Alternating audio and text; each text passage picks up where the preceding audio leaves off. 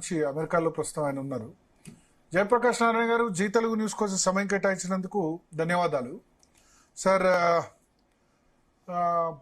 చూస్తున్న మన కాళేశ్వరం ప్రాజెక్టులో పనిచేసిన 3 ఇంజనీర్స్ మార్కెట్ ఆస్తుల విలువ దాదాపు 1000 కోట్లకు పైగా ఉంది అని చెప్తున్నారు. ఎట్లా? ఇంకో సేమ్ ఇదే రోజు పంచాయతీరాజ్ డిపార్ట్మెంట్ లో ఆయన ఈఎన్సీఏ, ఈయన ఈఎన్సీ, పంచాయతీరాజ్ డిపార్ట్మెంట్ ఈఎన్సీ 50,000 రూపాయలు ఏసీబీ తీసుకుంటూ ఏసీబీకి పట్టుబడ్డారు. సో డిపార్ట్మెంట్ లో చాలా వేరియేషన్స్ ఉన్నాయి. 50,000 అంటే నాకు తెలిసి వీళ్ళ పిఏలు, వీళ్ళ కింద ఉన్న అటెండర్ కూడా తీసుకోరు.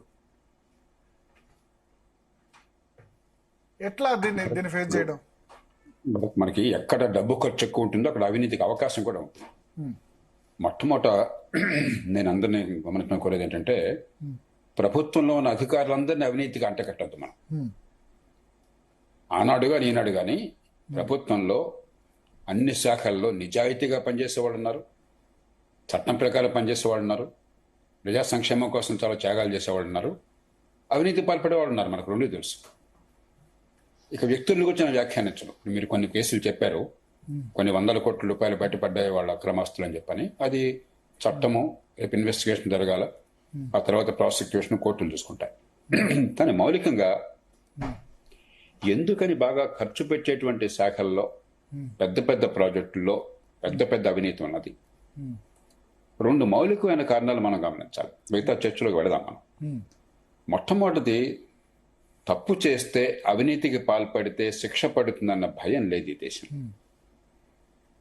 కొన్ని కేసుల్లో, ఉదాహరణకి నేను వ్యక్తిగత వివరాల్లోకి వెళ్లకుండా, కొన్ని కేసుల్లో అవినీతి రుజువై కింది కోర్టులో శిక్ష పడి, ట్రయల్ కోర్టులో, ఆ పైన హైకోర్టు దాన్ని ధృవీకరించిన తర్వాత సుప్రీంకోర్టు ఏదో వంకపెట్టి కొన్నేళ్లు పోయిన తర్వాత ఆ కేసును కొట్టేసి ఈ 14-15 ఏళ్ల పాటు ఇచ్చిన జీతం అంతా తిరిగి ఇమ్మని చెప్పని ప్రమోషన్ అని ఆదేశం ఇచ్చారు. ఆయన చివరికి శాఖాధిపతిగా దర్శనం ఇచ్చాడు. అంటే ఈ దేశంలో అసలు కోర్టుల్లో శిక్ష పడుతుంది, ఆస్తులు పోతాయి, జైలుకు వెళతాము, పదవి పోతుంది అనే భయం లేదు. 190 కేసుల్లో లాభం బోడంతుంది. అక్రమాలకు పాల్పడితే 100 కోట్లు సంపాదించవచ్చు. నిజాయితీగా ఉంటే నెలకు వచ్చే జీతం పొదుపుగా చేసుకోవటం, కష్టపడడం, చిత్తశుద్ధితో పనిచేయటం. అది లేకుండా ఉంటే ఓ పక్కన డబ్బు, రెండో పక్కన శిక్ష పడుతున్న భయం లేదు, మూడో పక్కన పెద్దగా రాజకీయంలో కానీ ప్రభుత్వాల్లో కానీ పలుకుబడే పోటల్లా అవినీతి పరులను అందరూ లెక్కిస్తున్నారు. చాలా సందర్భాల్లో మీరు గమనించినట్టయితే నిజాయితీ పరులను చాలా సందర్భాల్లో పక్కన పెడుతున్నారు. వీళ్ళు మన మాట వినండి, నిజాయితీగా ఉంటాడు, ముక్కు సూటిగా పోతాడు, అందుకే నేను పక్కన పెడదాం అనుకుంటున్నారు. అవినీతి పరుడు మాట వినవాడైతే వాడిని నెత్తిన పెట్టుకుంటున్నారు. ఈ పార్టీ ఆ పార్టీ పక్కన పెట్టేద్దాం. కాబట్టి మొట్టమొదట అవినీతికి పాల్పడితే శిక్ష పడుతుందన్న భయం కావాలి, ఆస్తులు పోతాయన్న భయం కావాలి. ముఖ్యంగా మనలాంటి దేశాల్లో జైలు శిక్ష కంటే భయపడాల్సింది ఖచ్చితంగా ఆస్తులు పోతాయి. అవినీతికి పాల్పడే డబ్బు మాత్రమే కాదు, మొత్తం ఆస్తి సంపాదన అంతా పోతుంది, పిల్లలకి ఏమీ దక్కదు అన్న భయాన్ని కలగజేయాలి. ఈ provision prevention of corruption act లో ఉందా? మనకి పూర్తి కాన్ఫిస్కేషన్ కోసం చట్టం ఇంకా బలంగా లేదు. ఏదో ఆ మాట అన్నారు కానీ బలంగా లేదు, దాన్ని అమలు కూడా చేయటం లేదు మన దేశంలో. రెండోది రాజకీయం. మనందరికీ తెలుసు, ఏ పార్టీ అయినా కూడా, ముఖ్యంగా తెలుగు రాష్ట్రాలు మీరు చూడండి, లేదా కర్ణాటక చూడండి, తమిళనాడు చూడండి, అసెంబ్లీ ఎన్నికకి 30-40 కోట్లు ఖర్చు పెడుతున్నారనేది మనందరికీ తెలుసు కదా. మనం ఏదో అది తెలియని నటిస్తున్నాం, బహిరంగ రహస్యం. అంతంత ఖర్చు పెట్టేసరికి ఏమవుతుంది, రాజకీయంలో మళ్ళీ డబ్బు సంపాదించకపోతే ఇదంతా అక్రమ ఖర్చు. 190 అక్రమ ఖర్చు. ఇది ఓట్లు కొనుగోలు కోసం పెట్టే ఖర్చు కానీ నిజమైన ప్రచారం కోసం, ప్రజలకు సందేశం ఇవ్వడం కోసం పెట్టే ఖర్చు కాదు. కాబట్టి ఈ డబ్బుని మళ్ళీ కూడగట్టాలి. కూడగట్టాలంటే అధికారాన్ని అవినీతిగా మార్చుకోవాలి, సొమ్ముగా మార్చుకోవాలి. అంచేత ఏమవుతుంది, ఇలా 1-2 కేసులు బయటపడితే, మీడియాలో హడావిడి జరిగితే, ఏదో కొంచెం 2 రోజుల పాటు ఏదో ప్రభుత్వంలో. సార్ ఇక్కడ ఒక పాయింట్, ఇప్పుడు రాజకీయ నాయకుల కరప్షన్ తో వేరు, మళ్ళీ అధికారుల కరప్షన్ వేరు. రాజకీయ నాయకులు కరప్షన్ చేసి మళ్ళీ దాన్ని ఓట్లలో ఖర్చు పెడుతున్నారు కొంతమేరకు.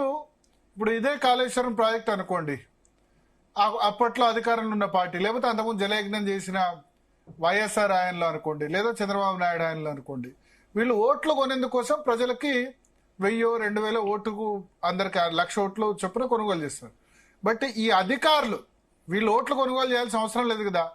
వీళ్ళు ఒక 10-15 తరాలకు మించి సంపాదించుకొని కూర్చుంటారు. పొలిటికల్ కరప్షన్, బ్యూరోక్రసీ కరప్షన్, అంటే నేను ఈ రెండింటి వేరువేరుగా చూస్తున్నా. పొలిటికల్ కరప్షన్ లీగలైజ్ అయిపోయింది. ఇక మీరు ఎంత చెప్పినా తమిళనాడు, మహారాష్ట్ర, కర్ణాటక, ఆంధ్రప్రదేశ్, తెలంగాణలో ఖర్చు పెట్టాలంటే 30-40 కోట్లు. ప్రజలు కూడా పైసలు ఇస్తే ఏది మాకు ఓటు ఇవ్వకపోతే ఓటు వేయమని చేసే పరిస్థితి వచ్చింది. ఇప్పుడు మురళీధర్ రావు కానీ, హరిరామ్ నాయక్ కానీ, నూనె శ్రీధర్ కానీ అన్లెస్ వాళ్ళు రాజకీయాల్లో దిగితే తప్ప వాళ్ళు రూపాయి కూడా ప్రజలకు ఇవ్వాల్సిన అవసరం లేదు. కానీ 100 కోట్ల రూపాయలు వెనకేసుకుంటారు. సో నేను దీన్ని రెండింటి డిఫరెన్షియేట్ చేస్తున్నా. మీ ఒపీనియన్ ఏంటి? మీరు చెప్పేది కొంతమేరకు వాస్తవం. రాజకీయంలో ఉన్నవాడు ఎంత సంపాదిస్తున్నాడో అంత ఖర్చు పెట్టాలి. కాబట్టి అది వ్యవస్థలో ఉన్న సమస్య. వాళ్ళని విలన్గా చిత్రిస్తే లాభం లేదు. నేను ఎప్పుడు అది చెప్తాను, రాజకీయంలో ఉన్న వాళ్ళని విలన్గా చిత్రించొద్దు. వాళ్ళు ఎంతగా విలన్లు కనిపిస్తున్నారో అంతగా బాధ్యతలు కూడా వ్యవస్థలో అని చెప్పని. కాబట్టి వాళ్ళు అంత దుర్మార్గం చెప్పడం కాదని చెప్పేది. కానీ రాజకీయ అవినీతి ఎప్పుడైతే ఉన్నదో, రాజకీయం డబ్బులు చేసుకునే అవసరం రాజకీయంలో ఎప్పుడైతే ఉన్నదో, ఎలా చేసుకుంటారు డబ్బులు? అధికార యంత్రాంగాన్ని దుర్వినియోగం చేసుకుని. మీరు అధికార యంత్రాంగం మద్దతు లేకుండా, వాళ్ళకి ఆదేశాలు ఇచ్చి వాళ్ళకి అక్రమాలు జరిపించకుండా రాజకీయంలో అవినీతి సాధ్యం కాదు.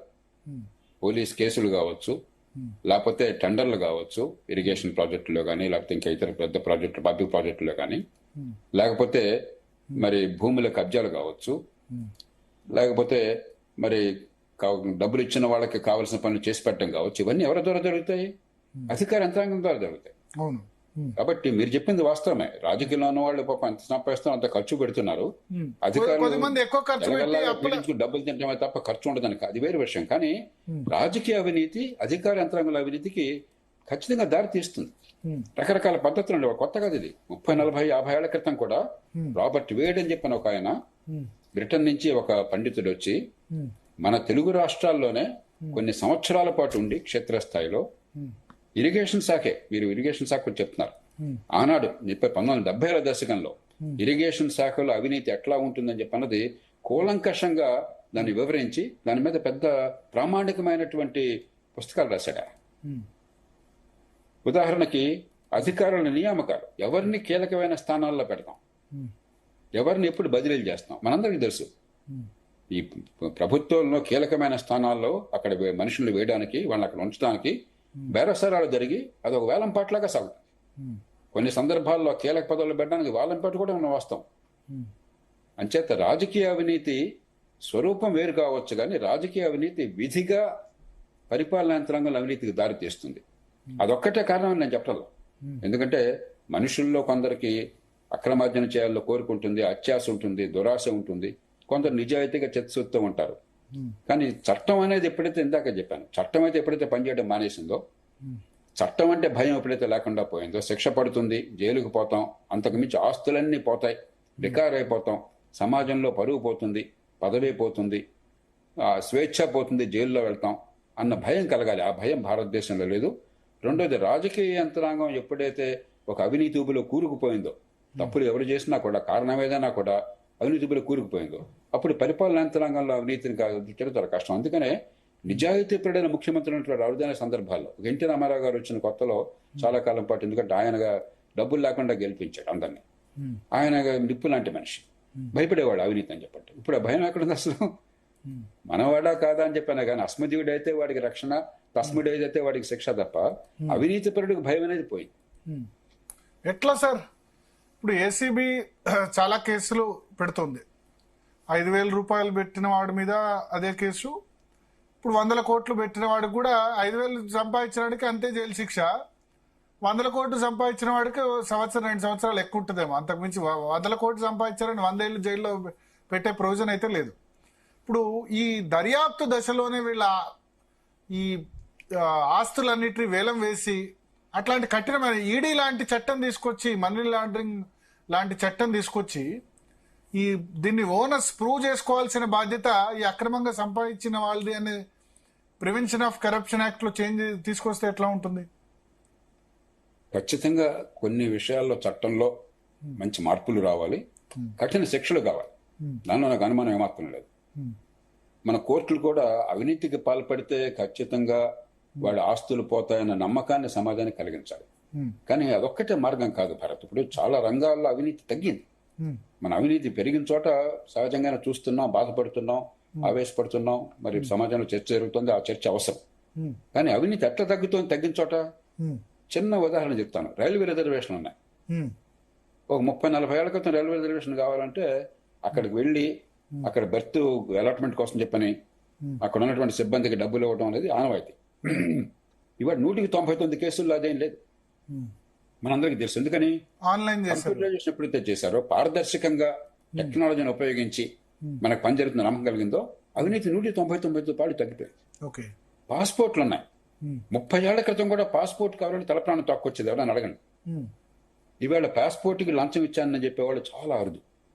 తీసుకుంటారు కాబట్టి తొందరగా అన్న ఉద్దేశంతో వెరిఫికేషన్ కి ఇవ్వాల్సి వస్తుంది పోలీసులకు. మూడోది టెలిఫోన్లు ఉన్నాయి. అది కూడా చాలా అరుదు, చాలా తగ్గింది. ఇప్పుడు అసలు పూర్తిగా పోయింది నేను అంటలా, కానీ పూర్వంతో పోలిస్తే పాస్పోర్ట్లో అవినీతి దాదాపు లేదు. అలాగే టెలిఫోన్లు ఉన్నాయి. ఒకప్పుడు టెలిఫోన్ కావాలంటే తలప్రాణం తక్కువ వచ్చేది. ఎంపీ రికమెండేషన్ కట్టి ఓన్యో టెలిఫోన్ కింద 3-4 ఏళ్ళు వెయిట్ చేశాక ఫోన్ శాంక్షన్ కావాలంటే డబ్బులు ఇవ్వాలి. ఫోన్ శాంక్షన్ అయినాక ఫోన్ ఇంట్లో ఇన్స్ట్రుమెంట్ పెట్టాలంటే చేయి తలపాల. రిపేర్ అవుతుంది, ప్రతి నెల రిపేర్కి వస్తుంది. రిపేర్కి మళ్ళీ పోయి డబ్బులు ఇవ్వకపోతే అమ్మ ఇవ్వకపోతే పని జరిగేది కాదు. ఇవాళ ఇంటికి వచ్చి వాళ్ళు 100 కోట్ల టెలిఫోన్ కంపెనీలు మీకు కావాలని అడిగి మరీ ఇస్తున్నారు. ₹1 లంచం లేదు దాన్ని. అలాగే ఉదాహరణకి 2G స్పెక్ట్రమ్ మీకు గుర్తుందో లేదో, 2011 ప్రాంతాల్లో దేశం మొత్తంలో దుమారం లేపింది. దానివల్ల లోక్పాల్ చట్టం వచ్చింది. ఆ చట్టం వస్తున్నప్పుడు నేను గట్టిగా వాదించాను, మంచి చట్టం తీసుకొద్దాం, కానీ నాకు పెద్ద నమ్మకం లేదు. వీళ్ళెవరికి జైలు శిక్ష పడదు, అందరూ హీరోల్లాగా బయటకు వస్తారు. చివరికి అదే జరిగింది, అందరూ హీరోల్లాగా బయటకు వచ్చారు, చేతులు ఒప్పుకుంటూ గొప్ప హీరోల్లాగా వచ్చారు. అందులో మరి రాజకీయంలో అందరికి పునరావాసం వచ్చింది. 2G స్పెక్ట్రం వల్ల ఒక్కడి పదవి పోలా, ఒక్కడికి రాజకీయ భవిష్యత్తు పోలా. నేనేం వాదించానప్పుడు, దేశంలో మహామహులందరినీ కూడా కలిపి ఈ 2G స్పెక్ట్రం ఇచ్చిన తీరు ఖచ్చితంగా అభ్యంతరకరమైనది. ఇష్టం వచ్చినడికి ఇచ్చారు. లంచం ఉందని మనకు తెలుసు, రుజువు చేయలేకపోయినా కూడా. కాబట్టి అక్రమంగా మంజూరు చేశారు కాబట్టి ముందు స్పెక్ట్రం రద్దు చేయండి లైసెన్స్ అని చెప్పని సుప్రీంకోర్టు ముందుకు వెళ్ళి కాంపిటేటివ్ బిడ్డింగ్ ద్వారా, బహిరంగ వేలం ద్వారా కేటాయించాలని చెప్పిన కోరితే సుప్రీంకోర్టు ఆదేశం ఇచ్చింది. 15 మందిని నేను కలిపి దేశంలో మాజీ ప్రధాన ఎన్నికల కమిషనర్లు, చీఫ్ విజిలెన్స్ కమిషనర్లు, నిజాయితీకి పేరొందిన వాళ్ళు, ట్రాన్స్పరెన్సీ ఇంటర్నేషనల్ ఉన్నటువంటి వాళ్ళు అందరినీ కలిపి కోర్టుకు వెళితే కోర్టు ఆదేశం ఇచ్చింది. అప్పటి నుంచి ఇప్పటిదాకా నేను ఘంటాపథంగా చెప్పగలను, భారతదేశంలో స్పెక్ట్రమ్ అలొకేషన్లో, ఈ స్పెక్ట్రమ్ కేటాయింపులో ₹1 కూడా అవినీతి లేదు. అంటే సరైన పద్ధతుల్ని పాటించినట్లయితే, పారదర్శకతని పాటించినట్లయితే, టెక్నాలజీ ఉపయోగించినట్లయితే, చిత్తశుద్ధి ఉన్నట్టయితే అవినీతిని అంతం చేయొచ్చు. నేను 4-5 రంగాలు చెప్పాను. అంటే మొట్టమొదటి మనకి నిరాశ కూడదు. అవినీతిని మనం అంతం చేయగలము, చాలా మేరకు తగ్గించగలము. కానీ ఇంకా కొన్ని రంగాల్లో ఎక్కడైతే ప్రభుత్వం పాత్రని తీసేయలేమో, ఎక్కడైతే పోటీ ఉండదో, ఎక్కడైతే పెద్ద ఎత్తున ప్రభుత్వం ప్రాజెక్టుల ఖర్చు వగైరా ఉంటుందో, అక్కడ ఇంకా అవినీతి చాలా తీవ్రంగా ఉన్నది. కొన్ని రంగాల్లో పెరుగుతోంది కొన్ని చోట్ల. అందుకే మెగా ప్రాజెక్టు వచ్చినప్పుడు నేను గట్టిగా వ్యతిరేకించిన కారణం అదే. కాళేశ్వరం వచ్చినప్పుడు ఈ ప్రాజెక్టు వల్ల కొన్ని 10,000 కోట్ల రూపాయలు ఖర్చే కానీ ప్రజలకు లాభం లేదు, లంచం మింగే వాళ్ళకి లాభం వస్తుంది. ఎందుకంటే ₹1,00,000 కోట్ల ప్రాజెక్ట్ పెడితే 10% తిన్నా 10,000 కోట్లు వచ్చేస్తుంది, వాళ్ళ ఆశ అది. అందుకోసమే మెగా ప్రాజెక్టులు. ఈ ప్రాజెక్టుల వల్ల లాభమా నష్టమా ప్రజలకేం జరుగుతుందో ఆలోచించట్లా. ఎంత పెద్ద ప్రాజెక్ట్ అయితే అంత పెద్దగా సంపాదించవచ్చు అన్న భావం బాగా ఉంది. అందుకే ప్రాజెక్టులని రూపకల్పన చేసేటప్పుడు కూడా ఎంత ఖర్చు పెడుతున్నాం ప్రజాధనానికి, ప్రజాధనమే ప్రజలు కష్టించి మీరు కాళేశ్వరం అందుకనే వ్యతిరేకించారు అప్పట్లో, అంతేనా? Cost benefit ratio. ఎగ్జాక్ట్లీ. అదే కనుక పొదుపురతనంతో ప్రజల డబ్బు సద్వినియోగం అనుకోండి, పారదర్శకంగా పెట్టామనుకోండి, ఖర్చు తగ్గుతుంది, అవినీతి తగ్గుతుంది. మనకు అసలు పేపర్లో పెద్ద పెద్ద శీర్షికలు వస్తాయి. 10,000 కోట్ల ప్రాజెక్టు, 30,000 కోట్ల ప్రాజెక్టు, 50,000 కోట్ల ప్రాజెక్టు, ఏదో పప్పు. మీరు అప్పుడు కాళేశ్వరం ఏం సార్ ఆల్టర్నేటివ్ మీరు ప్రపోజ్ చేసింది? చిన్న నీటి వనరుల సద్వినియోగం. ఇంజనీర్లు కూర్చుంటే, ఇప్పుడు వివరాల్లో సాంకేతిక వివరాలకు మనం వెళ్ళొద్దు. మనకు వర్షం నీళ్ళేమో మనం లోయలోకి పంపిస్తున్నాం, మళ్ళీ ఆ నీళ్లు పైకెత్తే ప్రయత్నం చేస్తున్నాం. అదే నీళ్ళని చిన్న చిన్న ప్రాజెక్టులు, వందలాది ప్రాజెక్టులు కానీ, వాటర్ హార్వెస్టింగ్ స్ట్రక్చర్స్ కానీ, మిగతా పద్ధతుల్లో కానీ మనం తక్కువ ఖర్చు ఎక్కువ లాభం చూస్తే తీసుకోవచ్చు. కానీ మన ప్రభుత్వాలు అలా ఆలోచించట్లా. ఎంత పెద్ద ఖర్చు ఉంటే అంత గొప్ప పథకం అనుకుంటున్నారు. ప్రజలు కూడా అట్లా అనుకుంటున్నారు. తక్కువ ఖర్చు ఎక్కువ ఫలితం ఆలోచించట్లా, ఎక్కువ ఖర్చుతో తక్కువ ఫలితం. ఖర్చు చూస్తున్నారు కానీ ఫలితం చూడాల. అందుకని అవుట్కమ్ ఓరియంటెడ్, ఫలితం ఏంటో చూడాలి. ప్రజలకి ఏం జరుగుతుందో ఆలోచించాలి. ప్రజల డబ్బుని మనం చాలా పాపంలాగా చూడాలి. ఒక్క పైసా వృధా చేయకూడదు. ఎన్టీ రామారావు గారు ఒకసారి ఈ ఇంటెలిజెన్స్ వారంతా వచ్చి, సార్ ఇక్కడ నక్సలైట్ థ్రెట్ ఉన్నది, ముఖ్యమంత్రి గారి కారు సరిగ్గా నడవట్లేదు, పికప్ సరిగ్గా లేదు, ప్రమాదం ఉన్నది, కారు మార్చాలని చెప్పని కోరారు. నేను ముఖ్యమంత్రి గారితో చెప్పాను, ఏమంటే మన కారు మారుద్దాం, రిస్క్ ఉంది అంటున్నారు, పాత కారు ఏదని చెప్పంటే, డబ్బులు ఎందుకు వేస్ట్ జయప్రకాష్ గారు, రిపేర్ చేస్తే పోలా అన్నాడు. ఆ రోజుల్లో కారు 2 లక్షల రూపాయలు. అంబాసిడర్ కారే ఉండేది మార్కెట్లో, ఇంకేం ఉండేది కాదు. అంబాసిడర్ కారు ఇంకోటి కొనాలంటే ముఖ్యమంత్రి గారి కోసం 2 లక్షలు అయ్యేది. 2 లక్షల రూపాయల ఖర్చుకు ముఖ్యమంత్రి గారు అంత ప్రతిష్ట ఉన్న ముఖ్యమంత్రి, అంత జనాదరణ ఉన్న ముఖ్యమంత్రి, డబ్బులు వేస్ట్ అండి, రిపేర్ చేద్దాం, రిపేర్ చేయించుకోండి. పొదుపరితనం కావాలి ప్రభుత్వంలో. ప్రతి రూపాయిని కూడా పాలకులు, అధికారులు కానీ లేకపోతే ఎన్నికైన నాయకులు కానీ ప్రతి రూపాయిని చాలా పవిత్రంగా చూడాలి. ప్రజాధనం ఇది. ఆ ప్రజాధనాన్ని పవిత్రంగా చూడకుండా దుబారా చేయడం అనే సంస్కృతి కూడా వచ్చింది. దాన్ని మనం పక్కన పెట్టి అవినీతిని చూడలేం. ఎప్పుడైతే ఆ సంస్కృతి అట్లా వచ్చిందో, 10,000 కోట్లు మాట్లాడుతున్నాం, ప్రతి 10 కోట్లు నొక్కేయడం మామూలు అయిపోయింది. పెద్ద కష్టం కాదు, గొప్పగా. మీరు కూడా ఉన్నారు ఇందాక, 50,000 తింటే వాడిని పట్టుకుంటున్నాము, అది పెద్ద బండి యాక్చువల్లీ 50,000 లంచ్ తీసుకుంది ఎవరంటే ఆయన ఇంజనీరింగ్ చీఫే, కానీ డిపార్ట్మెంట్ పంచాయతీరాజ్. వీళ్ళు ఇరిగేషన్ డిపార్ట్మెంట్ ఈఎన్సీ 100 కోట్ల ఆస్తులు, పంచాయతీరాజ్ ఈఎన్సీ 50,000 రూపాయలు స్వయంగా ఆయనే తీసుకున్నారు లంచం.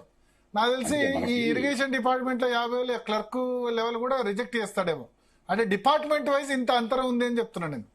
అదేమవుతుందంటే సుమతి శతకంలో చెప్పినట్టుగా, ఏట్లో గానీ లేకపోతే చెరువులో గానీ నీళ్లు చేరితేనే కప్పలు తెప్పలుగా వస్తాయి. ఎక్కడ డబ్బు ఉందో అక్కడ అవినీతి పుష్కలంగా ఉంటుంది. డబ్బు లేకుండా డ్రైగా ఉన్న శాఖల్లో అవినీతి కష్టం అవుతుంది. ఉదాహరణకి స్టాటిస్టిక్స్ డిపార్ట్మెంట్ ఉన్నది, డబ్బులు తినాలని ఏం తినడానికి లేదు అక్కడ.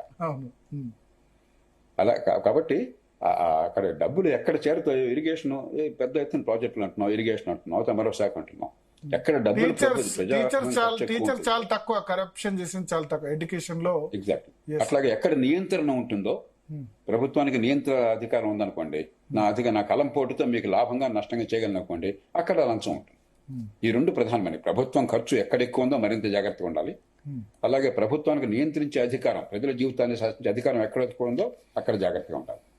సార్, ఇప్పుడు ప్రభుత్వానికి, ఇప్పుడు మీరు ఐఏఎస్ అధికారిగా పనిచేశారు, ముఖ్యమంత్రి దగ్గర కూడా ఉన్నారు కాబట్టి, ఇప్పుడు మేజర్ మనం పోర్ట్ఫోలియో తీసుకుందాం. ఇరిగేషన్ ఒకటి, ట్రాన్స్పోర్ట్ ఒకటి, కమర్షియల్ ట్యాక్సెస్ ఒకటి, ఎక్సైజ్ ఒకటి, హోమ్ అంటే పోలీస్ ఒకటి, రెవెన్యూ ఒకటి,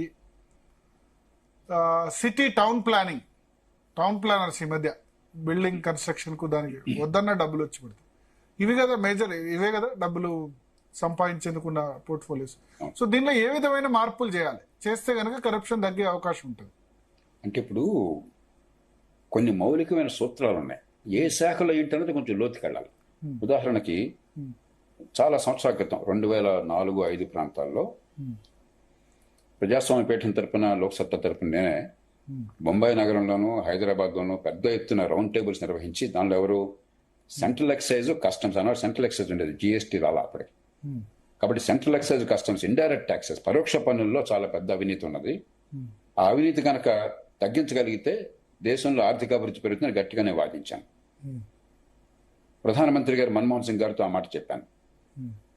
చెప్పి మరి ఆనాడు దేశంలో vigilance commission, Pejawar P Shankar గారి ఆధ్వర్యంలో, మన రాష్ట్రానికి చెందినటువంటి హెచ్కే దొరగారు కూడా ఆనాడు విజిలెన్స్ కమిషన్లో ఉన్నారు.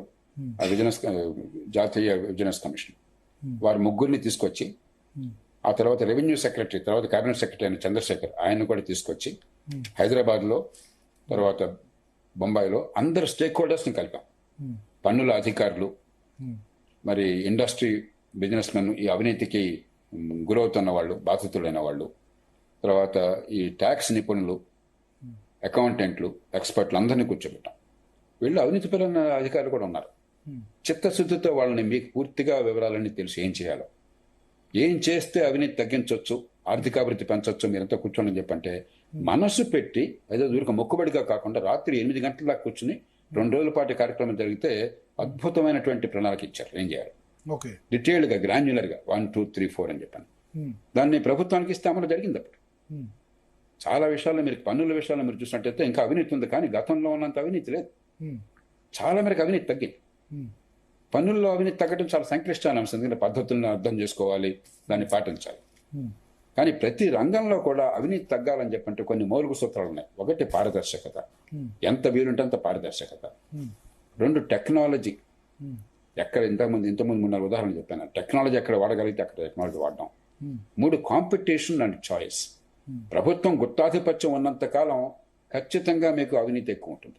అలా కాకుండా పోటీ ఉండి మరి చాయిస్ ఉన్నట్టయితే, మనకి పౌరులకి చాయిస్ ఉన్నట్టయితే అప్పుడు మార్కెట్ వల్ల ప్రభుత్వంలో అవినీతి తగ్గుతుంది.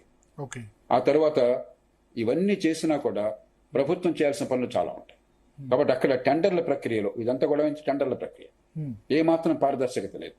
కాగితం మీద పారదర్శకత చూపెట్టినా కూడా గతంలో కొన్ని సందర్భాల్లో కొన్ని ప్రాజెక్టులు నాకు తెలుసు గ్లోబల్ బిడ్డింగ్ ఇచ్చినా కూడా పూర్తిగా తెలుగు వాళ్ళకే వచ్చినాయి. అందరూ డిస్క్వాలిఫై చేయడం, ఎలిజిబిలిటీ లేదని డిస్క్వాలిఫై చేయడం, లేదా వాళ్ళని బెదిరించడం, లేకపోతే వాళ్ళు ఇచ్చిన బిడ్ని కాగితం తీసి కాపీ చేసి వాళ్ళకి చూపెట్టడం ముందుగానే రహస్యంగా.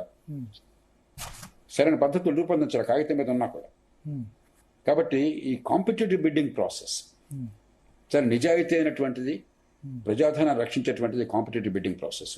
ఇవన్నీ అయిన తర్వాత శిక్ష, ఇందాక చెప్పాను ఖచ్చితంగా శిక్ష పడుతుందనే భయం. ముఖ్యంగా ఆస్తులు పోతాయి.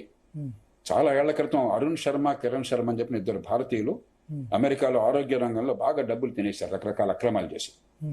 ఏమైందో తెలుసా? ఇద్దరికీ 15 ఏళ్ల జైలు శిక్ష పడింది. అంతకు మించి వాళ్ళు సంపాదించిన ప్రతి రూపాయి, వాళ్ళ ఇల్లు, ఇతర ఆస్తులు, బ్యాంకుల్లో ఉన్న డబ్బులు, వాళ్ళ నగలు, వాళ్ళకున్న స్టాక్, ఇతరమైనటువంటి అన్ని రకాల ఆస్తులు మొత్తం ప్రభుత్వ పరం అయిపోయింది, ఒక్క పైసా మిగలకుండా. ఆ భయం భారతదేశంలో ఒక్కడికైనా ఉందా సార్? అంటే మన దగ్గర ఒక్కడికైనా సార్ ఆస్తులన్నీ పోయినాయి అవినీతి వల్ల అని చెప్పిన ఒక్క కేసు చూపెట్టండి నాకు. మన దగ్గర ఆ ప్రొవిజన్ ఉందా sir prevention of corruption act లో? నేను ఇందాక చెప్పాను కదా, ఆస్తులు అనేది జప్తు చేసే ఉంది కానీ ఇంత కఠినమైన ప్రొవిజన్ లేదు. జప్తు అన్ని ఆస్తులు జప్తా, ఆస్తులు ప్రభుత్వ స్వాధీనం చేసే మొత్తం, అంటే అక్రమాలకు పాల్పట్టుగా 1 కోటి రూపాయలు రుజువైనా కూడా అతనుకున్న మొత్తం ఆస్తులు పోతాయన్న భయాన్ని కలగజేయాలి. అది ఖచ్చితంగా అవసరం. ఇవన్నీ అయిన తర్వాత రాజకీయం గురించి ఆలోచించాలి. ఎందుకంటే రాజకీయంలో అక్రమార్జనకి అది అనివార్యంగా చేసినప్పుడు, అక్రమార్జన లేకుండా రాజకీయం నడిచే పరిస్థితి లేనప్పుడు ఏదో రూపంలో రాజకీయం పరిపాలనలో ప్రవేశిస్తుంది. చేత నిరాశకూడదు. ఎన్నో రంగాల్లో అవినీతి తగ్గుతోంది, కొన్ని రంగాల్లో పెరుగుతోంది. ఎక్కడ ఎందుకు పెరుగుతోంది, ఎలా పెరుగుతోంది, మిగతా దేశాల్లో ఏం చేస్తున్నారు, ఏం చేసినప్పుడు అవినీతి తగ్గుతోంది, ఇది మనం అర్థం చేసుకుని పద్ధతి ప్రకారం వెళ్ళాలి తప్ప మనం లబోదీపేమంటే ఉపయోగం లేదు, నిరాశ పడితే ఉపయోగం. ఎందుకంటే ఇప్పటికి మళ్ళీ చెప్తున్నాను, నిజాయితీ పనులు ఇప్పటికి కూడా వ్యవస్థలో రాజకీయంలో ఉన్నారు, రాజకీయంలో నిప్పు లాంటి వాళ్ళు ఉన్నారు, ప్రతి డిపార్ట్మెంట్ లో ఉన్నారు, వివిధ శాఖల్లో ఉన్నారు, మామూలు ఉద్యోగులు ఉన్నారు, పెద్ద పెద్ద అధికారులు ఎక్కర్లా. ఒక మంచి కానిస్టేబుల్ నిజాయితీ కొన్ని సందర్భాలు చాలా, ఒక సబ్ ఇన్స్పెక్టర్ నిజాయితీ కొన్ని సందర్భాలు చాలా ఉన్నాయి. కాబట్టి మొత్తం నాశనం అయిందని తిట్టడం కాకుండా చాలా సూక్ష్మంగా పరిశీలించి ఎక్కడ ఎలాంటి మందు వేయాలో చేసినట్టయితే ఖచ్చితంగా అవినీతి ఉన్న కొద్దిగా ఇంకా తగ్గుతుంది. సో మందు మీరు అన్నట్టు ఏంటంటే ప్రివెన్షన్ ఆఫ్ కరప్షన్ యాక్ట్ మరింత స్ట్రెంగ్తెన్ చేయాలి. ఒకటి ఏంటంటే ఫస్ట్ ఈ కేసులో ఛార్జ్ షీట్ వేయగానే అతని ఆస్తులు మొత్తం దీంతో సంబంధం లేకుండా ఓన్లీ ఇప్పుడు 10,000 లంచం తీసుకున్నా 20,000 లంచం తీసుకున్న ఆస్తులు మొత్తం జప్తు చేయాలి, అంతేనా? కరెక్ట్. 5,000 అయినా 10,000 అయినా దాని డిఫరెన్షియేషన్ ఉండకూడదు. ఆస్తులు మొత్తం జప్తు ఒకటి. రెండోది ఆదాయానికి మించిన ఆస్తుల కేసు. దీనిలో ఎట్లా చేయాలి? డైరెక్ట్ కరప్షన్ ఒకటి, డిస్ప్రపోర్షనేట్ అసెట్స్. ఇప్పుడు డిస్ప్రపోర్షనేట్ అసెట్స్ లో గవర్నమెంట్ ఏం చేస్తున్నాయంటే వాళ్ళకి వ్యతిరేకంగా ఉన్న అధికారుల్ని, పోయిన గవర్నమెంట్తో ఉన్న అధికారుల మీద దాడులు చేయిస్తాయి, అంతే కదా? కాంగ్రెస్ గవర్నమెంట్ లో చేస్తే బీఆర్ఎస్ చేస్తుంది, బీఆర్ఎస్ గవర్నమెంట్ లో కోఆపరేటివ్ ఉన్న వాళ్ళ మీద కాంగ్రెస్ చేస్తుంది.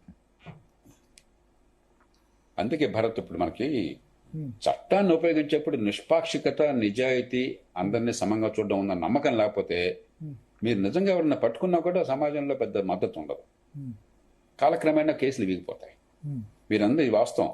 అస్మదీయులైతే వాళ్ళని కాపాడుకుంటున్నారు, తస్మదీయులైతే వాళ్ళని ఇబ్బంది పెట్టే ప్రయత్నం తప్ప పెద్ద శిక్షలు ఏం పడ్డంలా. పొలిటికల్ పార్టీస్ ఇవే చేస్తాయి కదా, పొలిటికల్ పార్టీస్ ఆబ్వియస్లీ ఇదే చేస్తాయి కదా. ఎట్లా ఏసీబీ తీసుకుపోయి చేతిలోనే పెట్టడం వాళ్ళని వాదిస్తున్నాం. ఏంటంటే 2 పనులు చేయాలి. ఒకటి నేర పరిశోధన, అందులో ముఖ్యంగా కీలకమైన కేసులు, చిన్న కేసులు వద్దాం, చిన్న థెఫ్ట్ లో మరొకటో అన్ని మామూలుగా ప్రస్తుతం వచ్చి నడవనేయండి. కానీ ఈ కీలకమైన కేసులు ఉన్నాయి, ఒక స్థాయి మించినటువంటి అవినీతి కావచ్చు, లేకపోతే ఒక స్థాయి మించిన నేరాలు కావచ్చు, కొన్ని ఏళ్లతో మించి శిక్ష పడే నేరాలు కావచ్చు, ఆ కేసుల విషయంలో మనకి రాష్ట్రాల్లో ఉదాహరణకి అవినీతి నిరోధం కోసం ఏసీబీ ఉన్నది, అవును పెద్ద కేసులు ఇతర కేసుల కోసం సిబిసిఐడి ఉన్నది. అవును కానీ పేరుకి వీటిని వేరే సంస్థలుగా పెట్టినా కూడా అవి చాలా పేలవమైన బలహీనమైన సంస్థలు. తగిన సిబ్బంది కానీ, తగిన సాంకేతికటువంటి ఏర్పాట్లు కానీ, మొబిలిటీ కానీ అవేం లేవు.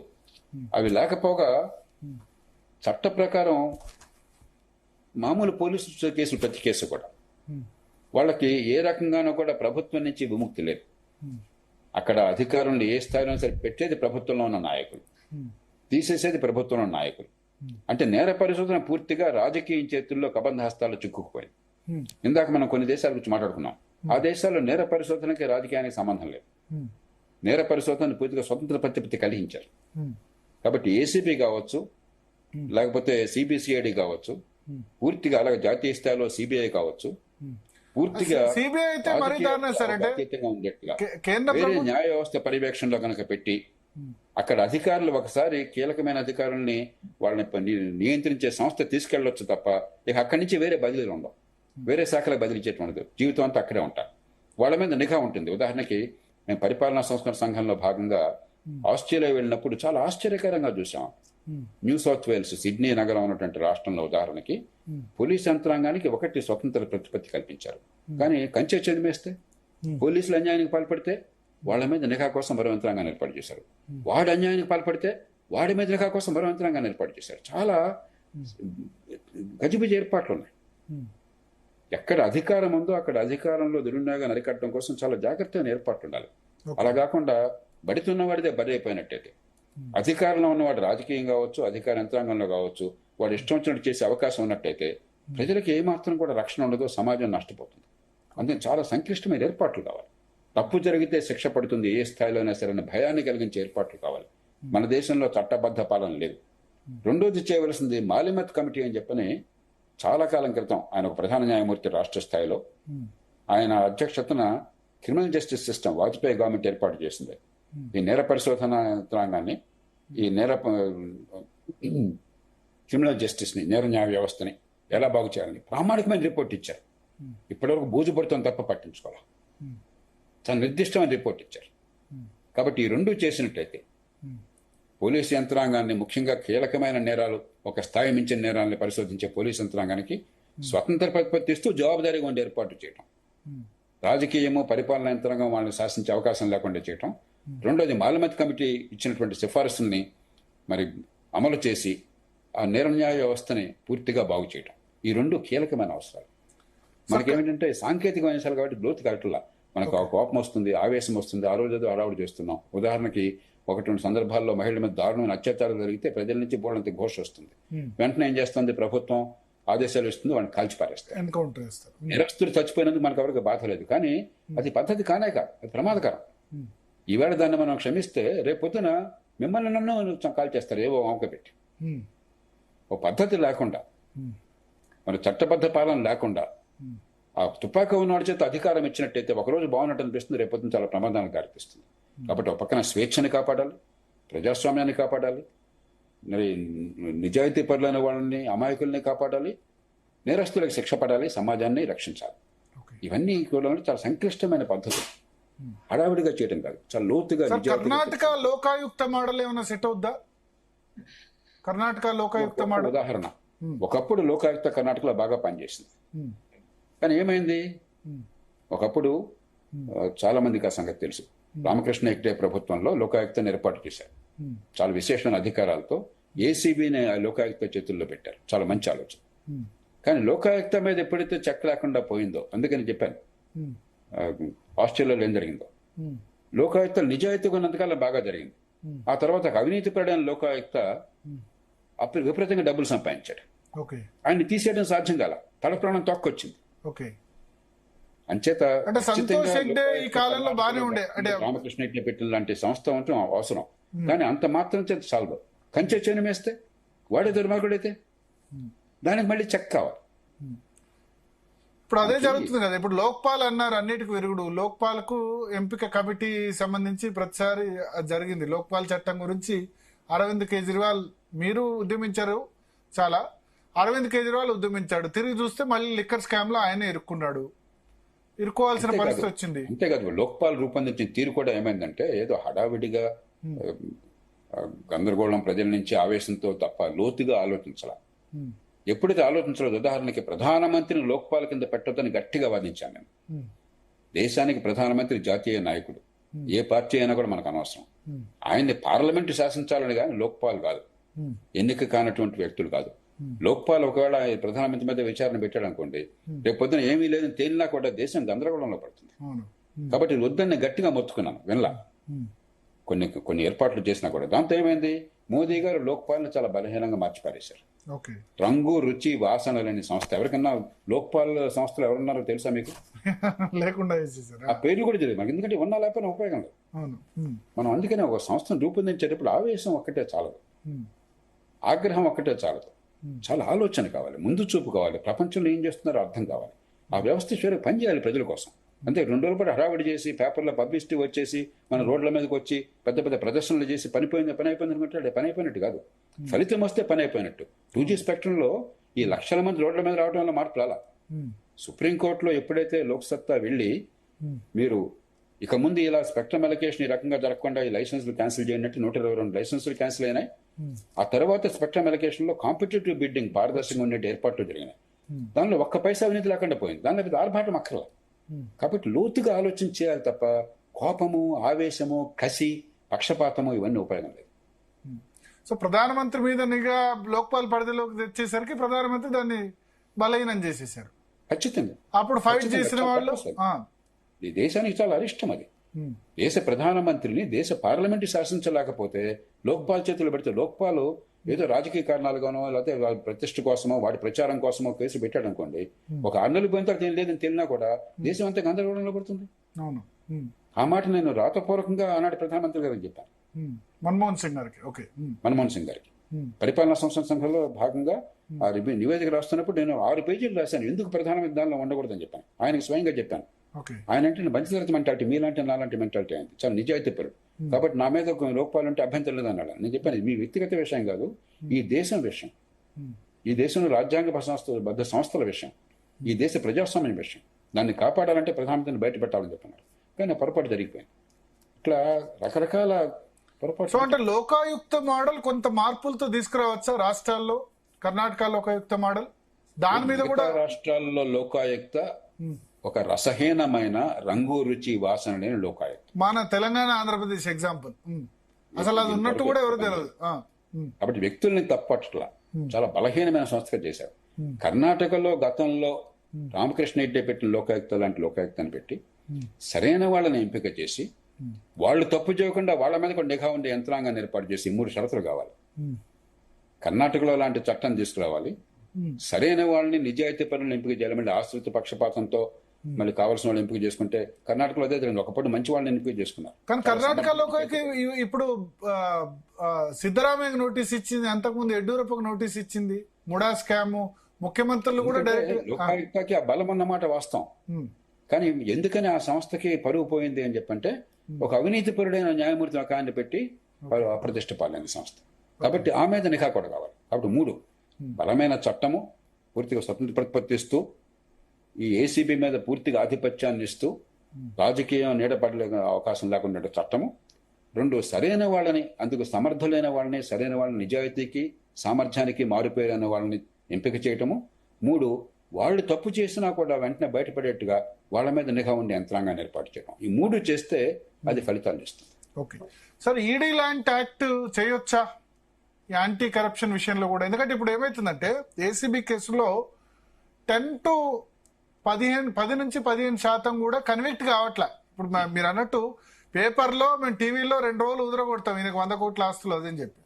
ఇది ఈ ట్రయల్ ఒక 10 సంవత్సరాలు జరుగుద్ది కదా. 10 సంవత్సరాలు జరిగిన తర్వాత కూడా ట్రయల్ కోర్టులో జడ్జిమెంట్ 10-15 సంవత్సరాలు అవుద్ది. ఇప్పుడు అంతేందుకంటే రేవంత్ రెడ్డి ఓటుకు నోటు కేసే 11 సంవత్సరాలుగా ఇంతవరకు ఏ స్టేజ్లో ఉందో తెలీదు. అంటే దాన్ని తప్పు చేశానా లేదా అన్నది పక్కన పెడితే, ఇప్పుడు కేసీఆర్కు రేవంత్ రెడ్డి మీద అంత కసి ఉన్నా లేకపోతే అది ఉన్నా, అటువంటి కేసులో 11 సంవత్సరాలుగా తెలవట్లేదు. అట్లాగే జగన్ కేసు ఛార్జ్షీట్లు 15 సంవత్సరాలు అయింది, ట్రయల్ కోర్టులోనే కాలేదు. సో యాంటీ కరప్షన్ కేసెస్ సంబంధించి ఇట్లా 15-20 సంవత్సరాలు అంటే ఇప్పుడు రిటైర్ అయిన ఆఫీసర్లు కొద్దిమంది బతుకుంటారు, 60 years తర్వాత చనిపోవడం కూడా చనిపోతుంది దీనిలో అక్రమాస్తులకు సంబంధించిన కేసుల్లో. సో నిర్దిష్ట కాల వ్యవధి విధించలేమా ఒకటి. రెండవది ఈడీ కేసుల్లాగా, ఈడీ కేసులు ఏముంది, మిగతా కేసుల్లాగా కాకుండా నేను తప్పు చేయలేదని ప్రూవ్ చేసుకునే పరిస్థితి నాకు ఉండాలి, ఏజెన్సీస్ కాదు. ఇప్పుడు ఏసీబీ కేసులో అదే జరుగుతుంది. ఈయన తప్పు చేశాడు, ముందు పట్టుకున్న వాళ్ళు బాగానే ఉంటారు, ఆ తర్వాత ఆఫీసర్స్ మార్చి లూజ్గా ఛార్జ్ షీట్ వదిలేస్తారు, లేకపోతే ప్రూవ్ చేయలేకపోతారు. డైరెక్ట్గా డబ్బులు తీసుకున్నా సరే వదిలిపెట్టిన కేసులు ఎన్నో ఉన్నాయి. కన్విక్షన్ రేట్ నాకు తెలిసి 10-15% కూడా లేదు. ప్లస్ సిబిఐ, సెంట్రల్ గవర్నమెంట్ ఉద్యోగులు 5,000 లంచం తీసుకున్నా దాన్ని కూడా సిబిఐ చేయాలి. సిబిఐ లాంటి పెద్ద ఏజెన్సీ అంటారు కదా, దానికి అసలు మెకానిజం ఎట్లా ఉండాలి? దీనిలో 3 విషయాలు గమనించాలి మనం భరత్. మొట్టమొదటిది, మీరు అన్నట్టుగా ఎన్ఫోర్స్మెంట్ డైరెక్టరేట్ లాంటి వాళ్ళకు ఉన్నటువంటి అధికారాలని, విచక్షణని ఇచ్చే సంస్థ ఏర్పాటు చేస్తే బాగుంటుంది కదా, మా సహజంగా ఆశ కలుగుతుంది. ఖచ్చితంగా కొంతమేర చట్టంలో ఆ రకమైన అధికారాలు ఇవ్వాలి. కానీ ప్రజాస్వామ్య సమాజంలో ప్రజల హక్కులు, చట్టబద్ధ పాలన, ప్రజలను రక్షించడం కోసం కఠినమైన చట్టం, ఈ మొత్తానికి సమగ్రంగా సమన్వయం చేయాలి. అలా కాకుండా మీరు డ్యూ ప్రాసెస్ అనేది లేకుండా, చట్టబద్ధ పాలన గురించి లేకుండా మీరు ఏదో రకంగా శిక్షించే అధికారం మీరు ఇచ్చారనుకోండి. ఒక ఉదాహరణ చెప్తాను మీకు. మహతీర్ మహమ్మద్ అని గతంలో ప్రధానమంత్రి ఉండేవాడు మలేషియాలో.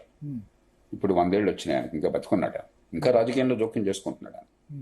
ఆయన రాజకీయ ప్రత్యర్థి ఒకప్పుడు తన శిష్యుడు, ప్రస్తుతం ఉన్న ప్రధానమంత్రి అన్వర్ ఇబ్రహీం, అతని మీద ఎన్ని కేసులు బనాయించారో, ఎన్నిసార్లు జైల్లో పెట్టారో మీరు ఊహించలేరు.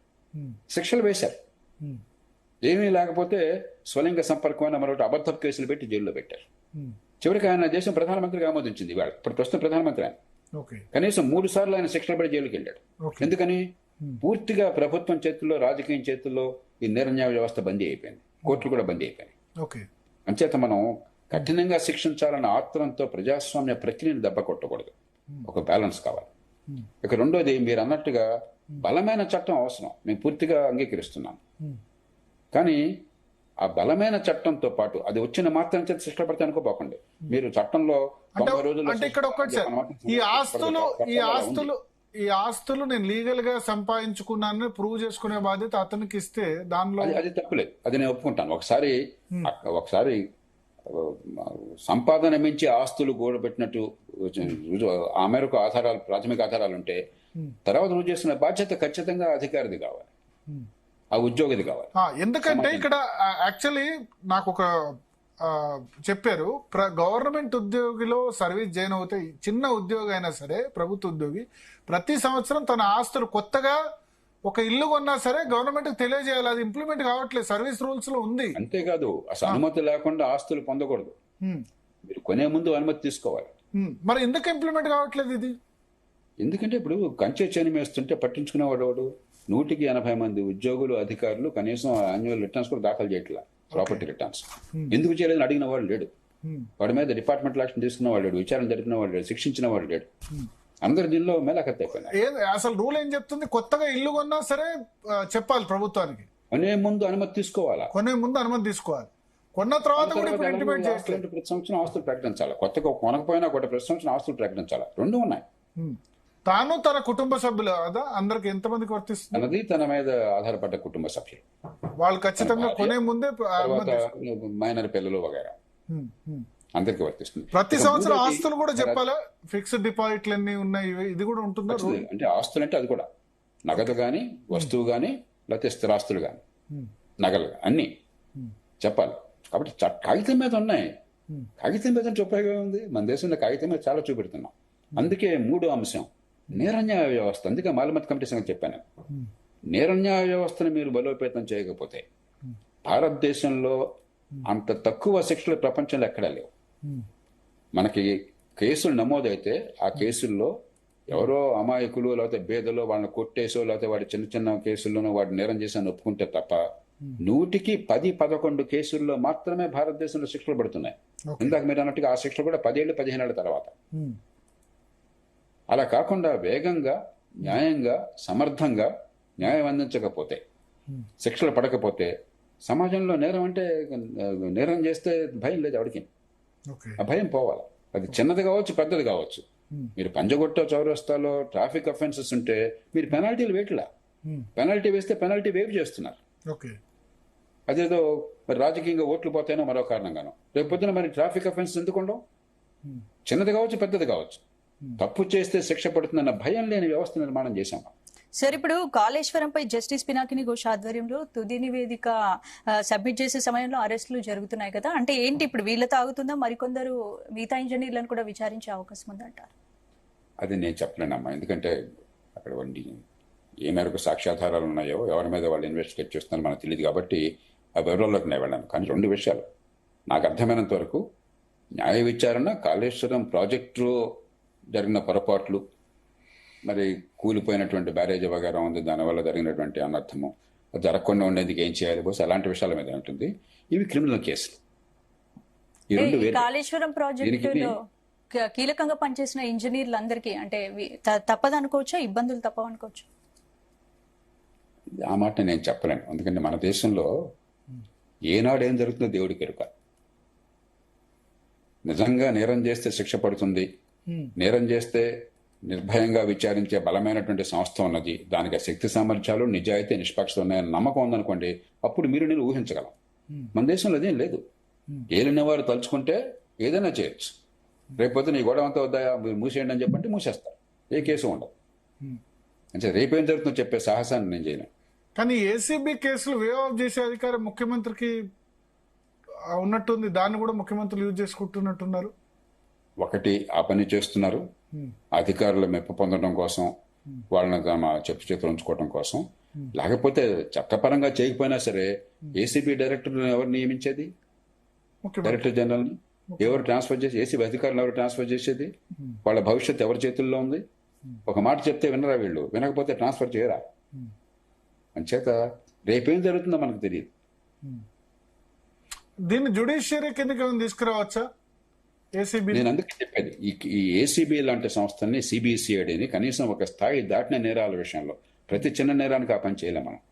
100కి 80 కేసులు చిన్న చిన్న కేసులు ఉంటాయి, పక్కన పెట్టండి. ఆ 100కి 20, 10-15 కేసులు కీలకమైన కేసులు ఉన్నాయే, ఆ కేసుల్ని ఏసీబీ తర్వాత సిబిసిఐడి వాటి చేతుల్లో పెట్టి, విధిగా పెట్టిన తర్వాత వాటి మీద ఏ రకంగా కూడా మామూలు ప్రభుత్వం పెత్తనం ఉండే అవకాశం లేకుండా జ్యుడిషియరీని అక్కడ తీసుకురావాలి. మాజీ న్యాయమూర్తులు, ప్రస్తుత న్యాయమూర్తులను కూడా తీసుకురావాలి. జ్యుడిషియరీ కూడా కరప్ట్ అయిపోతుంది. జస్టిస్ వర్మ కానీ ఇప్పుడు భారత్ తల నిరాశపడిపోతే ప్రధానమంత్రి కరప్టు, మంత్రి కరప్టు, ఎంపీ కరప్టు, ఎమ్మెల్యే కరప్టు, అధికారి కరప్టు, కలెక్టర్ కరప్టు, అందరూ నాశనం అయిపోయారు. కరెక్ట్ కాదు ఇది వాస్తవం కాదు. అవినీతి కొన్ని చోట్ల ఉంది, జ్యుడిషియరీ కూడా ఉంది. అంతేగాని మన దేశంలో మన ఆత్మన్యూనతతో మనం తక్కువ చేసుకుని అంత నాశనం అయిపోయిందని చెప్పంటే అది దానివల్ల ఫలితం రాదు. సమస్యలు ఉంటేనే వాళ్ళకి సంకల్పం ఉన్న వాళ్ళకి పరిష్కారాలు గోచరిస్తే వాటిని అమలు చేయాలి తప్ప ఏడుస్తూ కూర్చుంటే ఫలితం వస్తుందా? జ్యుడిషియరీలోనే తప్పులున్నాయి. నేను గట్టిగా దానికోసం పోరాడుతున్న కొద్ది మందిలో నేను బహిరంగంగా అంటే అర్థం జ్యుడిషియరీని అన్యాయం చేయమని కాదు. బలమైన, నిజాయితీ అయిన, స్వతంత్రమైన జ్యుడిషియరీ అవసరం దేశానికి. దాన్ని కాపాడుకోవాలి, దాని సామర్థ్యాన్ని పెంచాలి, నిజాయితీని పెంచాలి. అంతేగాని జ్యుడిషియరీ మీద నాకు ఇష్టం లేని ఏ పని చేసినా వాడికి అవినీతి అంటగట్టి జ్యుడిషియరీ అవినీతిగా ఉంది కాబట్టి అలా చేశారు, లేకపోతే ప్రభుత్వం అవినీతి ఉంది కాబట్టి నా మీద పడ్డారు, ఇలా మనం మాట్లాడుకుంటే బజార్లో మాట్లాడినట్టుగా చౌకపారుగా మాట్లాడితే దేశం నాశనం అయిపోతుంది. ప్రతి కేసులో కూడా కేసులు తీసుకోండి, సాక్ష్యాలు తీసుకోండి, ఆ కేసుని సాక్ష్యాల ప్రకారం, తర్కం ప్రకారం నిర్దేశించండి. అంతే తప్ప అంత కూడగట్టేసి జ్యుడిషియరీ అంతా అన్యాయం అయిపోయింది, ప్రభుత్వాలన్నీ అవినీతిమయం అయిపోయినాయి, అధికారులంతా దొంగలైపోయినారు, రాజకీయం అంతా కూడా దొంగలమయం. ఇది దేశానికి చాలా నష్టం చేసేటువంటి చర్చ చాలా లోతైనది కావాలి, నిజాయితీ అయినది కావాలి, సాక్ష్యాల ఆధారంగా కావాలి, ఆత్మవిశ్వాసంతో ఉన్నది కావాలి, ఆశావాదంతో ఉన్నది కావాలి. ఇందాక చెప్పాను, ఎన్నో రంగాల్లో ఇదే దేశంలో ఇంత అవినీతి, ఇంత అక్రమ రాజకీయము, ఇంత అక్రమార్జన ఉన్న దేశంలో ఎన్నో రంగాల్లో అవినీతి తగ్గింది కదా గత 30 ఏళ్లలో. ఎలా తగ్గింది? పెరిగిన రంగాలు కూడా ఉన్నాయి కదా సార్. అంటే ఇప్పుడు అవినీతి రూపం మార్చుకుంటుంది. ఎగ్జాంపుల్ ఏంటంటే ఇంతకుముందు ఏంటంటే ప్రజల నుంచి డైరెక్ట్ గా వసూలు చేసేవాళ్ళు. ఇప్పుడు ప్రజల నుంచి వసూలు కాకుండా ఇప్పుడు భూములు కబ్జా, ల్యాండ్ కబ్జా చేసి politicians 100% Bharat, land, sand, mine, wine ఈ 4 మెయిన్ రిసోర్స్ అయినాయి. ప్రజలు ఏమనుకుంటారంటే మా జేబులోంచి డబ్బులు పోవట్లేదు కదా, గవర్నమెంట్ ల్యాండ్ కదా, వాడు కబ్జా చేసేది అనుకుంటారు. మైనింగ్ తవ్వితే మాకే నష్టం, వైన్స్, లిక్కర్, శాండ్, ఇసుక తవ్వితే మాకే నష్టం. ఇట్లా పబ్లిక్ అదైపోయినారు. మెయిన్ రిసోర్స్ ల్యాండ్ అంటే కరప్షన్ రూపం మార్చుకుంటుంది తప్ప. చాలా చాలా విలువైన మాట చెప్పారు. ఈ మాట మొట్టమొదటి దేశంలో ప్రయోగించిన వాడిని నేను. The shape of corruption is changing, the form of corruption is changing అని చెప్పని. ఎక్కడైతే కొన్ని ద్వారాలు మూసేసామో మరికొన్ని ద్వారాలు ఓపెన్ అవుతున్నాయి. అదొక ఉదాహరణకి 2G స్పెక్ట్రమ్ ఉన్నది. ఆ 2G స్పెక్ట్రమ్ గొడవ వచ్చేదాకా నాకు కూడా తెలియదు స్పెక్ట్రమ్ ఒకటి ఉందని, ఆ స్పెక్ట్రమ్ని వాళ్ళంతా కేటాయిస్తారని, దానిలో డబ్బులున్నా నాకు తెలియదు అసలు. కొత్త ద్వారాన్ని ఓపెన్ చేశారు. ఎందుకని? Demand side. ఎప్పుడైతే మన వ్యవస్థలో అవినీతి లేకుండా మన వ్యవస్థని నిలబెట్టుకునే పరిస్థితి వచ్చిందో, అందుకే రాజకీయ సంగతి మాట్లాడింది. రాజకీయంలో ఖర్చు గురించి మాట్లాడిన కారణం అది. ఎప్పుడైతే మన రాజకీయం అవినీతి పునాది నిలబడుతుందో, ఓటు కొనుగోలు కోసం వేలాది కోట్లు అక్రమ ఖర్చు, లెక్కపెట్టిన ఖర్చు చూపెట్టాల్సి వస్తుందో, దాని పర్యవసానంగా ఇవన్నీ వస్తాయి.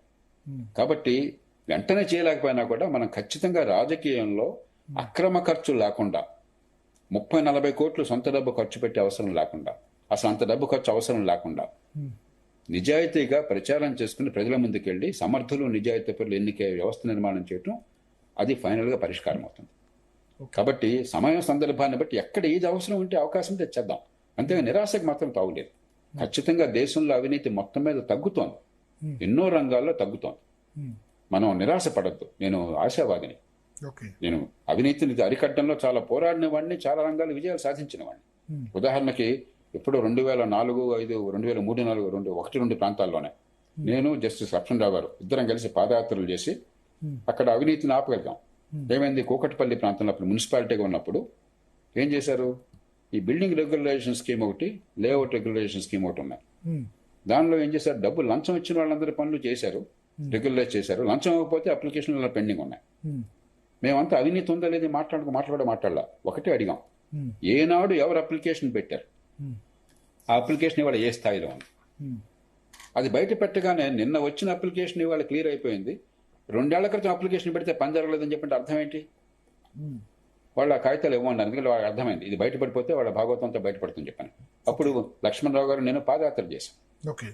ఇక మాతో ఒత్తిడి తట్టుకోలేక వాళ్ళు కాళ్ళబేరానికి వచ్చి తీసుకున్న లంచాలు తిరిగి ఇచ్చి ప్రతి వార్డులో ఒక మీటింగ్ పెట్టి అప్లికేషన్లన్నీ కూడా బహిరంగ విచారణలో ఏది క్లియర్ చేయాలో చేసేసి, ఎందుకు క్లియర్ చేయకపోతే ఈ కారణంగా చేయలేకపోతున్నామని చెప్పాల్సి వచ్చింది. కాబట్టి మనకున్నటువంటి ప్రజాస్వామ్య అస్త్రాలని, చట్టాలని చాలా జాగ్రత్తగా వాడుకోవాలి, లోతుగా ఆలోచించి వాడుకోవాలి తప్ప నిరాశ పడిపోయి అందరినీ ఒక ఘాటును కట్టేసి దేశం నాశనం అయిపోయిందని భావిస్తే మనం కూడా పరిష్కారంలో భాగం కాదు, సమస్యలో భాగం అవుతున్నాం. ఓకే సార్, ఇప్పుడు మీరు చెప్పారు బిల్డింగ్ సంబంధించి మేజర్గా పట్టణ ప్రాంత ప్రజలు కరప్షన్ ఇదే అంటే ప్రజలు ఇప్పుడు ప్రజల నుంచి కరప్షన్ అవుతుంది. రెవెన్యూ డిపార్ట్మెంట్, పోలీసులు ఏంటంటే కేసుల విషయంలో అటువైపు తీసుకుంటారు, ఇటువైపు తీసుకుంటారు. రోజువారీగా అవసరం revenue, municipality, municipal, town planning, police, ఈ 3 మేజర్గా. ట్రాన్స్పోర్ట్ ఆల్సో అంతే కదా, ట్రాన్స్పోర్ట్ సామాన్య ప్రజల నుంచి. మున్సిపాలిటీ ఉదాహరణకు చెప్తాను నేను.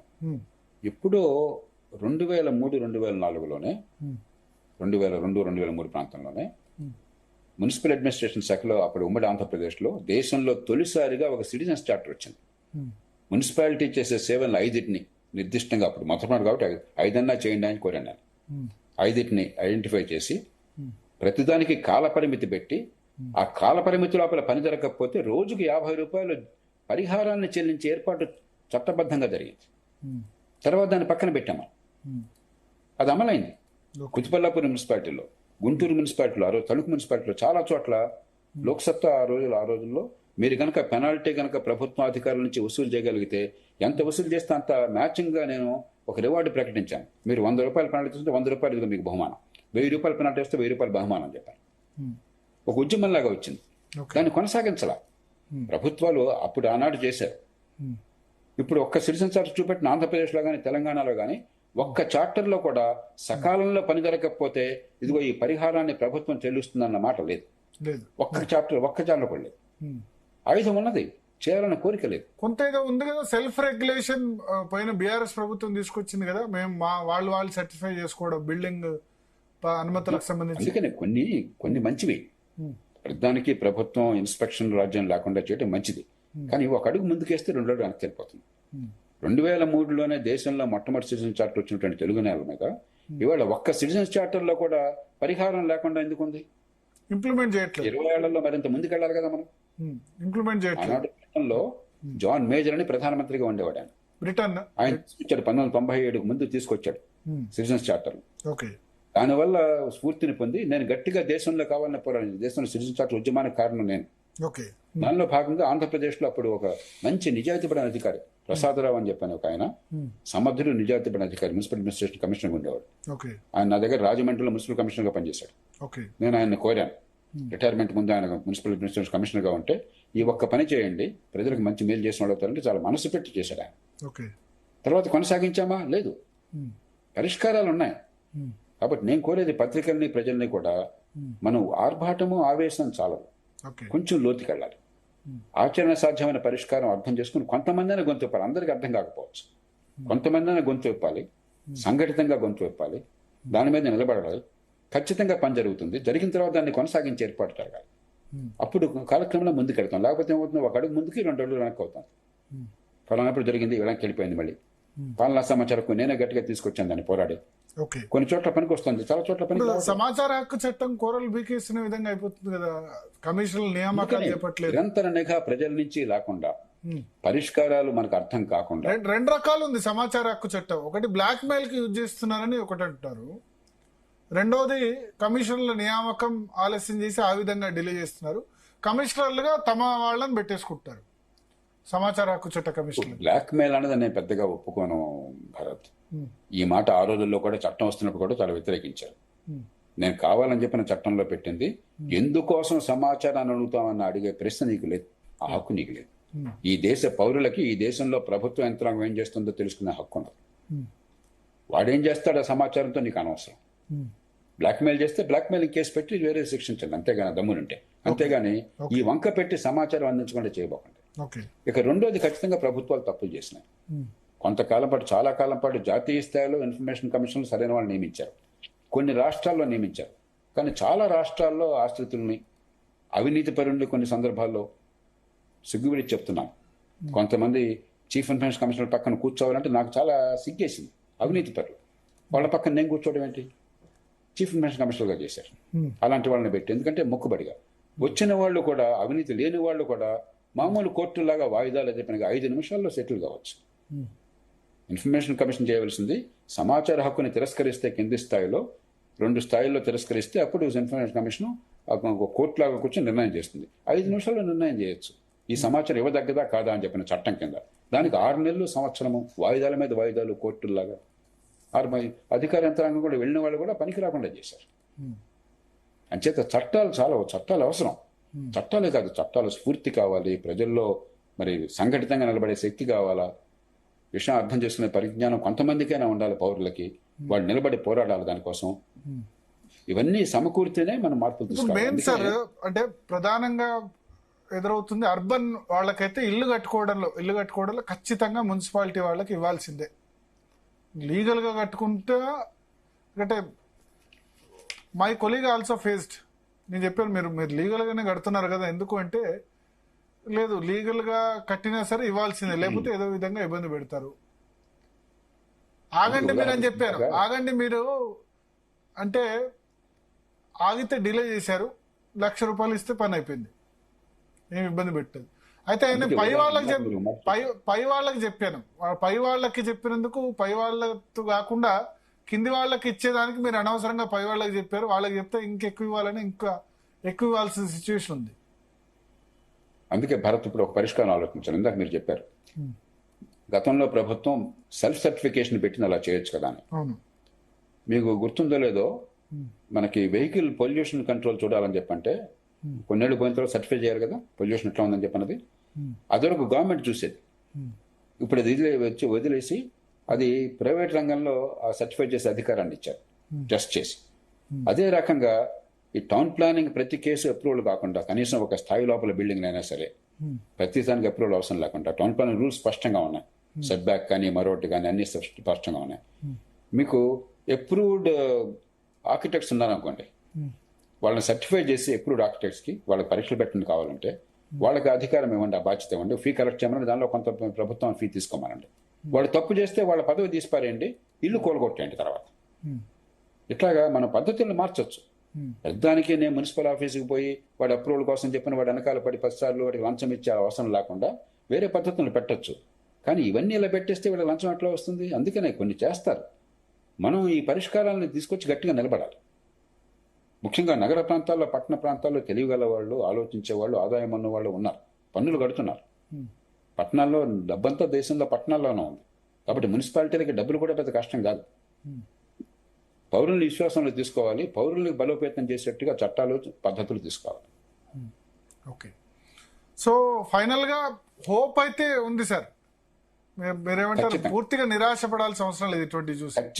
ఖచ్చితంగా ఉంది. నేను మళ్ళీ చెప్తున్నాను, మన రాష్ట్రాల్లో శాసనసభ్యులు, మంత్రులు కావచ్చు, అధికారులు కావచ్చు, జాతీయ స్థాయిలో మంత్రులు, ఎంపీలు కావచ్చు, అధికారులు కావచ్చు, ఎంతో మంది ఇప్పటికి కూడా నిజాయితీ పరులు ఉన్నారు, మంచి చేయాలని కోరుకున్నారు. వాళ్ళని బలోపేతం చేయడం, అవినీతికి పాల్పడితే నష్టం కలుగుతుందన్న భయాన్ని కలగజేయటం, నీతిగా ఉంటే మాకు గౌరవం ఉంటుంది, మాకు ఏ రకంగా అన్యాయం జరగదని చెప్పిన విశ్వాసాన్ని కలిగించడం, అవి ప్రాతిపదికలుగా చర్యలు తీసుకుంటే ఖచ్చితంగా అవినీతిని కొంత తగ్గించాం. మిగతా అవినీతి కూడా చాలా మంది తగ్గించగలము. ఆత్మవిశ్వాసంతో, ఆశావాదంతో, సంఘటితంగా, పక్షపాతాలకి, పార్టీలకి, మతాలకి, కులాలకు అతీతంగా మనం వ్యవహరించాలి. ఈఎన్సీ నా కులం వాడైతే వాడిని నేను వెనకేసుకొచ్చాను అనుకోండి, అవినీతి పడ్డాను కూడా.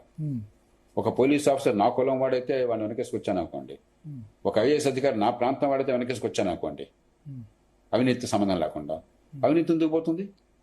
కాబట్టి మనం ప్రజా ప్రయోజనం మాత్రమే ప్రాతిపదికగా ప్రతి అంశాన్ని కూడా సాక్ష్యాలు, తర్కం ఆధారంగా ఏ రకమైన పరిష్కారాన్ని సాధించాలి, ఇతరులు ఎలా చేశారు, మనం గతంలో ఏ రకంగా విజయాలు సాధించామో, ఫలితాలు ఎట్లా వచ్చినాయి, ప్రపంచంలో ఎట్లా ఫలితాలు వస్తున్నాయి, ఇది అర్థమయ్యే రీతిలో తీసుకొచ్చినట్టయితే ఖచ్చితంగా అవినీతిని చాలా మేరకు మనం అదుపు చేయగలం. పూర్తిగా పోతుందని అంటలా, చాలా మేరకు అదుపు చేయాలి. 199 అదుపు చేయగలం. ఎక్కడ సార్ ప్రపంచంలో చాలా బాగున్న దేశాలు ఏవి కరప్షన్ సంబంధించి ఇంప్లిమెంట్ చేస్తున్నారు? న్యూజిలాండ్ తీసుకోండి, స్విట్జర్లాండ్ తీసుకోండి, స్వీడన్, నార్వే, ఫిన్లాండ్ లాంటి దేశాలు తీసుకోండి, నెదర్లాండ్స్ తీసుకోండి. అవినీతి చాలా తక్కువ ఉంటుంది. ట్రాన్స్పరెన్సీ ఇంటర్నేషనల్ అధికారం ఉంటే అవినీతికి అవకాశం ఉంటుంది, కానీ అవినీతి చాలా దాదాపు అసాధ్యమైన పద్ధతి కల్పించారు అక్కడ. ఓకే, అంటే అవన్నీ చిన్న పాపులేషన్ కంట్రీస్ కదా, స్కాండినేవియన్ కంట్రీస్, అంతే 1-2 మనం ఇంత పెద్ద పాపులేషన్, పెద్ద తేడా లేదు భారత్. పద్ధతులు ఎలా పెట్టామని చెప్పండి. చిన్న దేశాలు, అవినీతి ఉన్న దేశాలు బోర్డు చూపెడతాను మీకు. ఎలాగైతే అవినీతి లేని దేశాలు ఉన్నాయో, అవినీతి ఉన్న దేశాలు చాలా చూపెడతాను, చిన్న పెద్దానికి. కాబట్టి చిన్న పెద్ద కొంతమంది గల్ఫ్ కంట్రీస్ ఎగ్జాంపుల్ తీసుకోమంటారు. గల్ఫ్ కంట్రీస్ లాగా కరప్షన్ కూడా ఉరిదీవాలి, నడి రోడ్డు మీద ఉరిదీవాలి. ఇదే పని సౌదీలోనో లేకపోతే గల్ఫ్ కంట్రీస్ లో చేస్తే ఉరి తీసేవాళ్ళు, ఇట్లా మాట్లాడుతున్నారు. అది కరెక్ట్ సొల్యూషన్? చట్టబద్ధ పాలన లేకుండా ప్రజాస్వామ్య హక్కుల్ని కాపాడాలి. ఉదాహరణకి సౌదీ అరేబియాలో ఏం చేశారు, అక్కడ ఉన్నటువంటి మొహమ్మద్ బిన్ సుల్తాన్ MBS, ప్రస్తుతం ఉన్నటువంటి ఆయన రాజు కొడుకు అయినా కూడా ఆయన రాజు లాంటి వాడి దేశానికి. ఆయన తన బంధువుల్ని, తన కజిన్స్ ని 100 మంది 200 మందిని అంతా హోటల్లో తీసుకొచ్చి బందీలు చేసి, మీరు 1000 కోట్లు డబ్బులు కక్కుతారా, మిమ్మల్ని అందరినీ జైల్లో పెట్టేయమంటారా, నీ ఇష్టం అన్నారు. అప్పటికప్పుడు $100 బిలియన్ డబ్బులు సమకూర్చారు. అది చట్టబద్ధ పాలన అవుతుందా? ఒక దేశాన్ని బాగు చేయాలంటే అది మార్గం అవుతుందా? ఈవేళ మీరు మంచి ఉద్దేశంతో చేయలేకపోతే దుర్మార్గం చేస్తే అడ్డక్కడ ఉంది. కాబట్టి మనం ఆ రకంగా ఆలోచించకూడదు. ఏదో పూర్వకాలంలో దొంగతనం చేస్తే చేయి కోసేవాళ్ళు, అది కాదుగా పద్ధతి. ఈవేళ ఆధునిక పద్ధతుల్లో కొన్ని మానవ హక్కులు, అంటే దుర్వినియోగం అయ్యే అవకాశం ఉంటుంది అంటారు, అంతేనా? ఖచ్చితంగా. సింగపూర్ లో అంటారు కదా, సింగపూర్ లో అవినీతికి ఉరిశిక్ష ఉంది అంటారు కదా. అవినీతికి ఉరి శిక్ష లేదు నాకు తెలిసినంత వరకు, నేను వెరిఫై చేస్తాను, కానీ కఠిన శిక్షలు ఉంటాయి. సింగపూర్ ఉదాహరణ చెప్తాను. సింగపూరు వ్యవస్థాపకుడు, ఆధునిక సింగపూర్ వ్యవస్థ, లీ కువాన్ యూ, ఆయనకు అత్యంత ఆప్తుడైన సహచరి చిన్న తప్పు చేశాడు. పెద్ద తప్పు కూడా కాదు ఆయన చేసింది. ఆయన లంచం తినలా, మన లంచం తీసుకుని పనిచేసి పెట్టలా.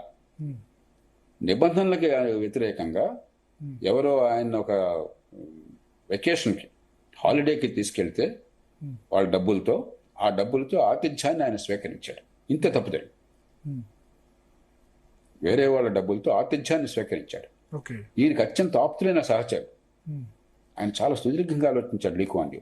ఈ కేసులో కనుక నేను ఇతను వదిలేస్తే నేను ఒక సంకేతాన్ని ఇస్తున్నాను, అవినీతికి వ్యతిరేకంగా ఉన్నామన్నది ఊరికే పైన మాటలే. వీళ్ళకి కావలసిన వాళ్ళు, వీళ్ళ మంత్రుల్లో మరొకళ్ళు అయితే వాళ్ళని రక్షించుకుంటారని చెప్పిన భావం కలుగుతుంది. కాబట్టి ఎంత బాధ కలిగినా, అతను నాకు ఎంత ఆప్తుడైనా కూడా ఇతడు రాజకీయంగా ఇతన్ని సమాధి చేయడం అనివార్యము. ఓకే. అప్పుడు దేశం బాగుపడుతుందని చెప్పి ఆయన రాజకీయంగా సమాధి చేశారు. యా, మీరు చెప్పేది కరెక్టే. సింగపూర్ లో అదేం లేదు, ఉరి శిక్ష లాంటిది ఏం లేదు. బట్ చాలా స్ట్రిక్ట్ లాస్ అయితే ఉన్నాయి దానిలో. ఉన్నాయి, ఖచ్చితంగా శిక్ష పడుతుందన్న భయం ఉన్నది. ఆ శిక్ష పడేది కూడా ఆశ్రిత పక్షపాతం లేకుండా, కులం, మతం, ప్రాంతానికి అతీతంగా సాక్ష్యాల ఆధారంగా పడుతుందని చెప్పిన నమ్మకం, ఆ భయం ఉన్నాయి. అది కావాల్సింది. Thank you sir.